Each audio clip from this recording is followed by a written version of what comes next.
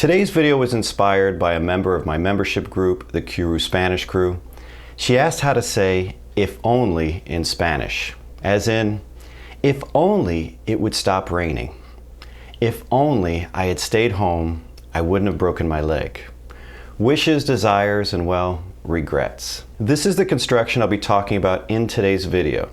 These sentences follow a very predictable pattern that you can learn and apply to talk about a wide range of wishes, desires, and regrets. Si tan solo plus the imperfect subjunctive.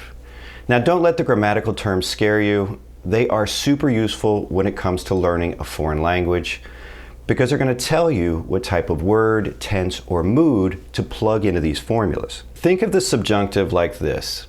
It's just a different set of conjugations that are required or triggered, you'll hear me use that term a lot, by certain constructions in Spanish. Learning how to conjugate into the subjunctive, whether it's the present subjunctive, imperfect subjunctive, any of the forms, is not the difficult part. Knowing when to use it, that's the difficult part.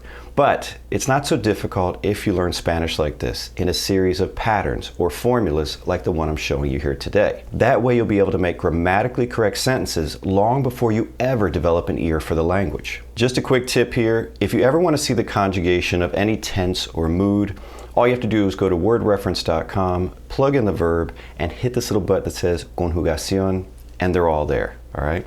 Takes the guesswork out of it. All right, let's get into our pattern or formula for today. Si tan solo plus the imperfect subjunctive. If only I could go to the party. Si tan solo pudiera ir a la fiesta. Or you could plug the yo in there, the I part, and say, si tan solo yo pudiera ir a la fiesta. Now, I know somebody's going to say, you know what, Paul, my Spanish teacher says just leave yo off because that's what, that's a rookie mistake to use yo all the time. And yes, your Spanish teacher is right. We often drop the yo in Spanish because in many cases, the verb conjugation is going to tell us that it's yo. It can't belong to anybody else. Well, the verb conjugations we're using today, not so clear, folks, not so clear. Take a look at these. These are from wordreference.com. Remember I told you that's a great place to go and look up conjugations. This is the verb poder, to be able to, and it's in the imperfect subjunctive. Take a look at the first person conjugation, pudiera, and take a look at the third person conjugation, pudiera. They are identical, folks. They're identical. So if it's not clear from context that we mean yo, I, you might want to plug it in there. Si tan solo yo pudiera ir a la fiesta. How about you try this one? If only it would stop raining. And I'm gonna give you a little hint there because I don't know your Spanish level. Let's use dejar de llover for to stop raining. So now all you have to do is conjugate that verb in what? The imperfect subjunctive, folks. That's it. If only it would stop raining. Si tan solo dejara de llover. Si tan solo dejara de llover. If only it would stop raining. You see, learning Spanish is all about learning patterns and repeating those patterns to say whatever you want. This is the pattern. Si tan solo plus the imperfect subjunctive. Try this one. If I only had more money. Si tan solo tuviera más dinero. Or you might have had the yo in there. Si tan solo yo tuviera más dinero. Either way is correct, folks, either way. I'm actually going to introduce you to another part of our formula that's going to run hand in hand with this. I mean, you could sit there all day and be like, if I were rich, if I lived in Holland, then somebody might be like, well, what would you do then? That's this part of the formula, folks. So we're going to have si tan solo plus the imperfect subjunctive plus the conditional. I know some of you are already like, Paul, I don't need to know another conjugation, do I? Yes, the conditional is super useful, by the way. And if you don't know how to conjugate into the conditional, just go to wordreference.com, take a look at it, but it is not difficult to learn. So let's match this to what we just talked about. If only it would stop raining, I would go to the party. You want to try that one? You already know the first part. If only it would stop raining, si tan solo dejara de llover, I would go to the party. Iría a la fiesta, or yo iría a la fiesta, right? Iría is in the conditional tense, I would go. All right, go ahead and try this one. If only I were rich, I would buy a yacht. Si tan solo fuera rico, me compraría un yate. And you might have had that yo up there. Si tan solo yo fuera rico, right?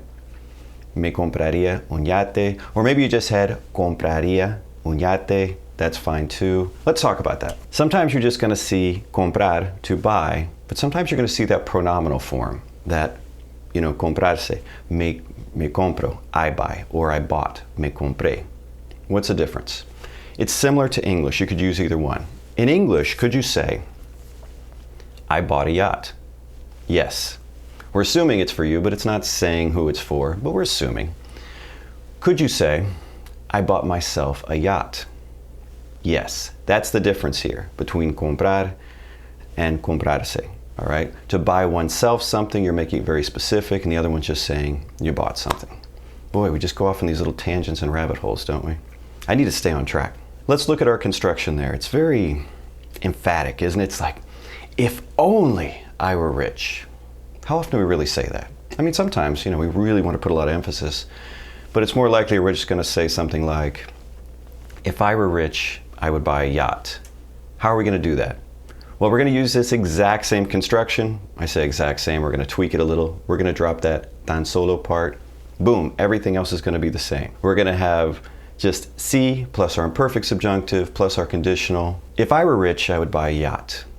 Si fuera rico, me compraría un yate. That's it. All right, let's get into regrets now. Our formula is going to be very similar, but it's going to sound a lot more complex, but we're not getting freaked out here by the English grammatical terms, are we? No. Si tan solo, yes, we're still doing that one. Or you can just have si, right? Si tan solo or si plus the pluperfect subjunctive plus the conditional or the conditional perfect. Don't let that whole pluperfect and perfect thing throw you off. This is the same formula we were using before, except we're using the helping verb haber in Spanish. Like, if I had known the truth earlier, I would not have gone to the party. We do the same thing in English. Since I just mentioned that one, let's go ahead and use that as our example. If I had known the truth earlier, I would not have gone to the party. Si hubiera sabido la verdad antes, no habría ido a la fiesta. In that example, we use the conditional perfect, and let's not, confuse things. It's just a conditional using haber in our second clause there. But we don't always. If only I had gone to the store, I would have paper towels. I'm not saying I would have had paper towels. I could say that, but that's not what I'm saying here.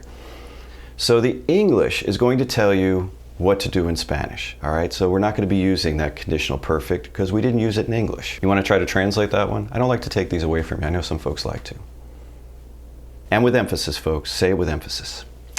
Si tan solo hubiera ido a la tienda, tendría toallas de papel. And you might have had the yo in there, but that's our sentence. Here's the last one.